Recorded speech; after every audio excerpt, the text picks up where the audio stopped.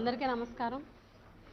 ముందుగా ఆంధ్రప్రదేశ్ రాష్ట్ర ప్రజలందరికీ కూడా నూతన సంవత్సర శుభాకాంక్షలు తెలియజేస్తూ బడుగు బలహీన వర్గాల ఆశాజ్యోతి అయినటువంటి ముఖ్యమంత్రి జగన్మోహన్ రెడ్డి గారి లీడర్షిప్లో ఆంధ్ర రాష్ట్రం అభివృద్ధిలో ముందెళ్తుందని ఆకాంక్షిస్తూ మరి ముఖ్యంగా మన ఉత్తరాంధ్రకి మంచి అభివృద్ధి సాధించే విధంగా దూసుకుపోవాలని ఒక చారిత్రక సంవత్సరంగా ఇది మిగిలిపోవాలని మనస్ఫూర్తిగా ఆకాంక్షిస్తూ ఖచ్చితంగా జగన్మోహన్ రెడ్డి గారి నాయకత్వంలో అది జరుగుతుందని నమ్ముతున్నాం.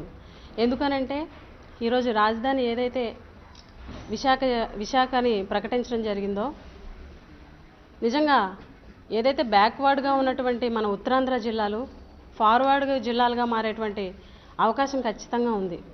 ఈరోజు జగన్మోహన్ రెడ్డి గారు ఈరోజు మూడు రాజధానులను చెప్పడం, కర్నూలు కానీ అమరావతి కానీ అదేవిధంగా విశాఖపట్నం కానీ చెప్పిన తర్వాత ఏదైతే తెలుగుదేశం నాయకులు ఈరోజు రోడ్డు మీదకి వచ్చి చంద్రబాబు నాయుడు గారు అవ్వచ్చు, ఈరోజు కుటుంబ సభ్యులను కూడా రోడ్డు మీదకి తీసుకొచ్చినటువంటి తీరు చూస్తే నిజంగా విచారకరం.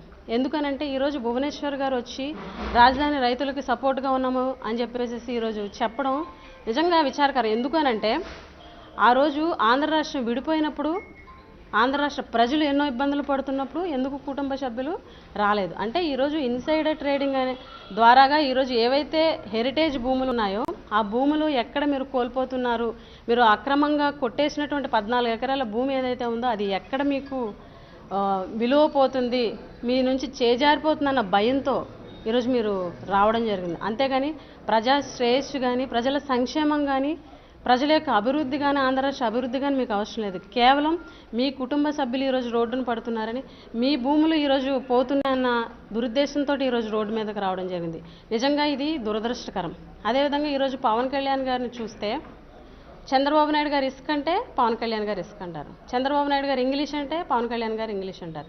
ఈరోజు చంద్రబాబు నాయుడు గారు రాజధాని అన్నారు కాబట్టి ఈరోజు రాజధాని అని చెప్పేసి పవన్ కళ్యాణ్ గారు రావడం నిజంగా ప్రజల పట్ల వీళ్ళకి ఎంత చిత్తశుద్ధి ఉందో తెలుస్తుంది.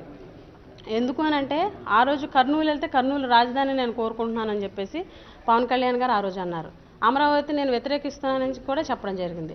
ఈ రకంగా కేవలం ఈరోజు ఆంధ్ర రాష్ట్ర అభివృద్ధి కోసం ఇంతేలాగా జగన్మోహన్ రెడ్డి గారు ముఖ్యమంత్రి గారు ఆలోచించి ఈరోజు అభివృద్ధి వికేంద్రీకరణం ద్వారాగా అన్ని ప్రాంతాలు కూడా అభివృద్ధి చెందుతాయి, 13 జిల్లాలు కూడా అభివృద్ధి చెంది ఆంధ్ర రాష్ట్రం అభివృద్ధిలో ముందుకు దూసుకెళ్ళిపోతుందని ఈరోజు ముఖ్యమంత్రి గారు చెప్తుంటే దానిని వ్యతిరేకించారు. అంటే కేవలం రాజకీయాలు తప్ప ప్రజల సంక్షేమం అవసరం లేదు, ఆంధ్ర రాష్ట్ర అభివృద్ధి వీళ్ళకి అవసరం లేదు. ఖచ్చితంగా వీటన్నిటిని కూడా ఖండిస్తున్నాము.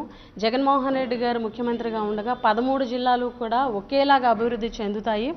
ఎందుకంటే ఆ రోజు మనము హైదరాబాద్ని ఏదైతే పూర్తి స్థాయిలో అందరూ కలిసి అభివృద్ధి చేసుకొని ఈరోజు ఆంధ్ర రాష్ట్రం విడిపోయిన తర్వాత హైదరాబాద్ను కోల్పోయి ఎంత బాధపడుతున్నామో అటువంటి పరిస్థితి రేపొద్దున రాకూడదనే ఉద్దేశంతో ఒక విజన్ ఉన్న నాయకుడిగా జగన్మోహన్ రెడ్డి గారు ఈరోజు ఈ రాజధానిని ప్రకటిస్తే దీన్ని రాజకీయం చేయడం నిజంగా విచారకరం. దీన్ని తీవ్రంగా ఖండిస్తూ జగన్మోహన్ రెడ్డి గారి నాయకత్వంలో ఖచ్చితంగా ఆంధ్ర రాష్ట్రం అభివృద్ధి చెందుతుందని మనస్ఫూర్తిగా తెలియజేస్తూ ఆంధ్ర రాష్ట్ర ప్రజలకు మరొకసారి నూతన సంవత్సర శుభాకాంక్షలు తెలియజేసుకుంటున్నాను.